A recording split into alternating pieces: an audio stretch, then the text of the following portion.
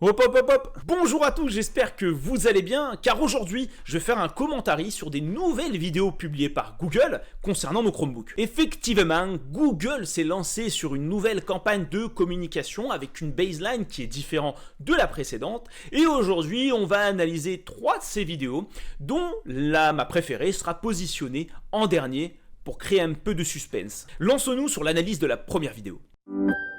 Hey, need a laptop that boots up as fast as 6 seconds when you're running late? It's switching time. On fait un petit stop. On est dans un contexte universitaire. On a une voix off qui nous donne quand même pas mal d'indications. Effectivement, une étudiante arrive en retard dans l'amphithéâtre pour suivre son cours et il ouvre son ordinateur. Et malheureusement, il a du mal à booter. On a un loader infini.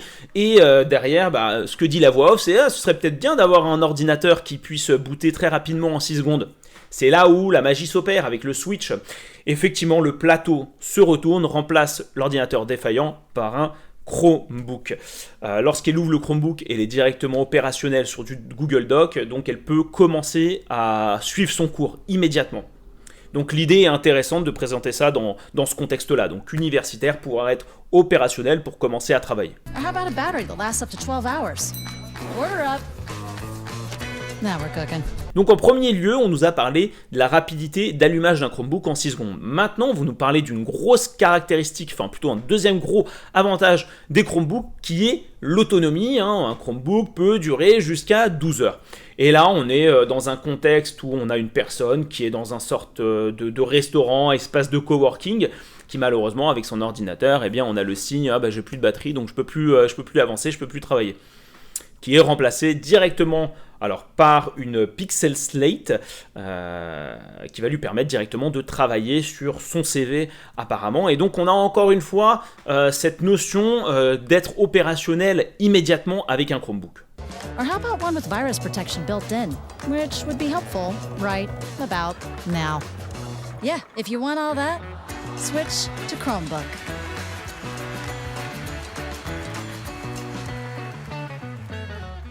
Troisième cas d'utilisation, là on a un professionnel qui est face à un public et qui malheureusement lors de sa présentation voit s'afficher plein de virus qui ne lui permettent pas d'avancer et de continuer à faire sa présentation. Du coup, le Chromebook, c'est parfait. Et là, on vient mettre le Chromebook en avant pour la partie sécurité et antivirus, puisque elle est déjà intégrée, pas besoin de penser à acheter un antivirus, à le manager, à le gérer, à le supprimer, bref, peu importe, et avoir des notifications sans cesse, ça c'est chiant à mort. Là, il prend son Chromebook et il peut continuer à faire ses présentations.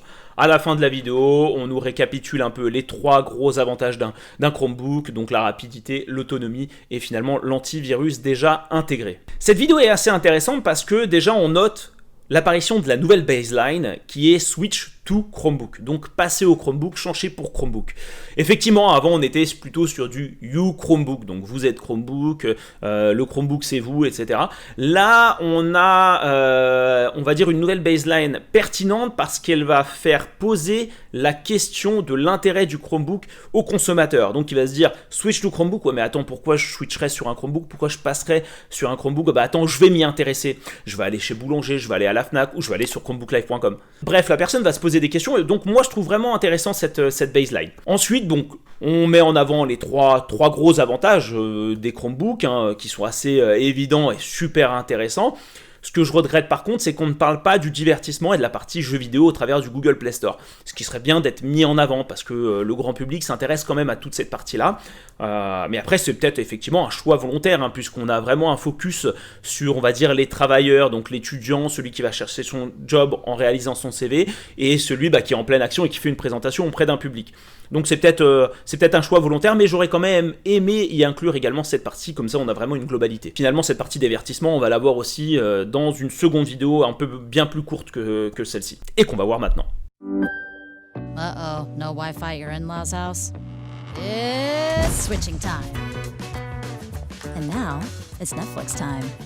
Watch Netflix offline. Switch to Chromebook. Alors cette vidéo est très intéressante sur 2 points. Tout d'abord sur la partie offline, la partie hors connecté. Avec un Chromebook, un des préjugés qu'on a aujourd'hui, que beaucoup encore ont, c'est le fait de ne pas pouvoir travailler ou se divertir hors ligne. Là, on le voit clairement, la personne malheureusement n'est pas connectée sur Internet, mais va pouvoir tout de même regarder ses films Netflix, car Netflix permet le téléchargement des épisodes en local et pouvoir en profiter en hors connecté. Alors évidemment, ce n'est pas que le cas de Netflix, mais toutes les autres applications finalement qui n'ont pas de demande de réseau. Donc ça veut dire des jeux vidéo que vous allez pouvoir jouer directement sur votre Chromebook et même travailler par exemple sur Google Docs ou d'autres applications. Donc c'est possible et je trouve que le message est assez intéressant et c'est là où on vient finalement à cette partie divertissement que je n'avais pas sur la première vidéo. Alors troisième vidéo, celle que je préfère vraiment parce que voilà, elle est scénarisée, elle est humoristique et parce qu'aussi elle fait intervenir du coup une personnalité américaine, Bill Nye, qui est un animateur surnommé The Science Guy, donc qui a des compétences scientifiques et qui va expliquer pourquoi les gens ont peur de passer sur un autre ordinateur et que finalement il est quand même préférable tout de même de passer sur Chromebook. Fear. It's our natural evolutionary response to the unknown.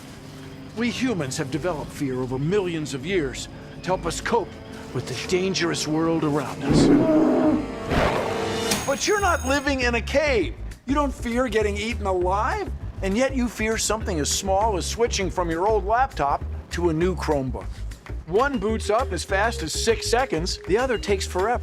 One has built-in virus protection, the other should be quarantined. Toute première scène vraiment intéressante et bien mise en scène, puisqu'on croit vraiment encore une fois qu'on est dans un documentaire. On a Bill Nye qui est du coup dans une forêt tropicale avec sa lampe torche et qui vient nous expliquer d'où vient la peur. Et la peur, c'est un comportement humain, un comportement naturel qui, à l'époque de l'homme des cavernes, était justifié parce que l'homme de caverne, en sortant de sa caverne, il pouvait se faire bouffer à tout moment. Et en fait, ce qu'il vient nous dire juste derrière, c'est que bon, c'est bon, pour une question d'ordinateur et de passage vers un Chromebook, vous risquez pas votre vie. Et juste après, il vient nous présenter deux avantages des Chromebooks qu'on a vu en première vidéo, qui sont la rapidité avec les 6 secondes et l'antivirus qui est directement intégré. So why haven't you switched? To understand, we need to go where fear starts, in the brain. You want to switch to Chromebook, but your amygdala is saying, I'm scared, while your prefrontal cortex is saying, but you need a new laptop. It's like your cave person brain just wants to run, while your modern brain is saying, chill out, dog, it's just a Chromebook. Alors là, il vient nous dire finalement la peur vient de notre cerveau, et qu'on a une partie du cerveau qui va nous dire oh non, j'ai peur du changement, etc. Et que la deuxième partie va dire non, je veux un nouvel ordinateur moderne, un Chromebook. Et il nous dit mais les mecs, détendez-vous, on n'est pas sur une prise de décision vitale, passez sur un Chromebook. You shouldn't fear switching to Chromebook, it's a good decision. But sometimes it's hard to let go of a bad decision. In behavioral economics, this principle is commonly known as the sunk cost fallacy. Let me give you an example. Let's say you paid for a vacation months in advance, and you work hard, you deserve it. But when you arrive, there's a giant storm, and you're determined to stick it out because you've already paid for it. But just like your old laptop, you should probably just let go! Alors sur cette scène, il vient nous introduire le principe de sunk cost fallacy, qui est le principe de coût irrécupérable, et en nous donnant l'exemple finalement d'une personne qui a travaillé dur, qui a gagné de l'argent et qui va se payer des vacances, donc il réserve ses vacances, il arrive sur place, il mérite ses vacances. Et malheureusement, il y a une tornade, il y a une tempête extrême qui arrive et il s'accroche à son arbre et reste quand même sur place, quitte à risquer sa vie parce qu'il a payé, parce qu'il mérite ces vacances-là. Et en gros, ce qu'il veut dire, c'est que beaucoup de personnes sont dans ces situations lorsqu'ils achètent un ordinateur. Et que du coup, parce qu'ils ont payé un ordinateur sur Windows, ils vont pas le lâcher parce qu'ils l'ont payé, parce qu'ils le méritent. Or que c'est bon là, on se prend plus la tête, on peut relâcher et passer sur Chromebook. Enfin, l'idée est vraiment pas mal. But I get it. Fear of loss can cause irrational attachment to things familiar to us. It's called the status quo bias. Ah, my old friend. We've been through a lot together. You know, you weren't supposed to see that. But there's constant updates, patches, never ends. Not to mention it takes forever to start up. And it won't be long before it freezes. Or worse. But when you switch to Chromebook, which starts up fast and updates automatically with no interruptions, you don't have to worry about any of that. And if you lose it for whatever reason, all your stuff is safely backed up on the cloud. Donc là, Binlai vient nous parler du biais du statu quo, qui est en fait un comportement irrationnel humain où on préfère, lors de prise de décision par exemple, que les choses restent comme elles sont. Et c'est ce comportement qu'on peut retrouver notamment lorsqu'on a un laptop, on aime bien rester dans cet univers-là, notamment voilà, on a un PC sur Windows, on reste là-dessus, on a peur du changement, quitte à ce que finalement on ait des soucis avec ce laptop au niveau des mises à jour, qu'il ait du mal à avancer. Et donc là, ce qui est génial, c'est qu'il fait cette comparaison avec la voiture totalement cabossée qui tient avec quelques bouts de scotch, donc ce qu'il appelle les updates.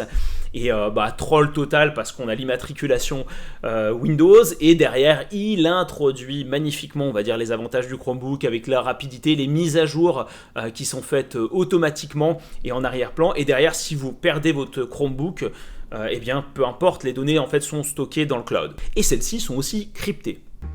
And it works offline, even with Netflix, which is good because I have a flight to catch. Remember, when we overcome our fears, we can accomplish great things. So don't let fear win. Switch to Chromebook.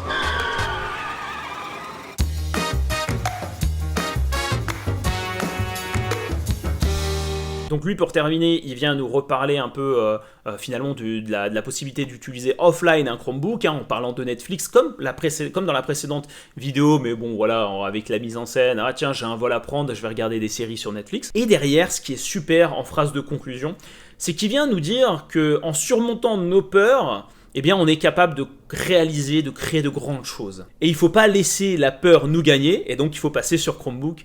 Donc c'est vraiment une conclusion qui est parfaite. Moi, cette vidéo, je l'ai adorée par rapport aux 3 autres, vraiment parce que voilà, il y a cette mise en scène, c'est scénarisé, c'est imagé, c'est pas fictionnel comme la toute première et deuxième vidéo où du coup il y a un switch qui se fait de manière assez magique devant soi, ou le lit qui tombe d'un coup. Enfin, je suis pas très fan de ce genre de montage, de réalisation. Et là, ce qui est bien, c'est qu'on fait intervenir un animateur scientifique connu aux États-Unis qui vient nous expliquer de manière scientifique pourquoi les gens ont peur du changement. Il minimise ça sur la partie prise de décision d'un ordinateur. Là, on parle pas d'une chose non plus vitale. Et qu'en restant en fait cantonné dans ce non-changement, malheureusement on subit finalement ces ralentissements qu'on peut avoir sur un ordinateur sur Windows, ces écrans bleus, etc.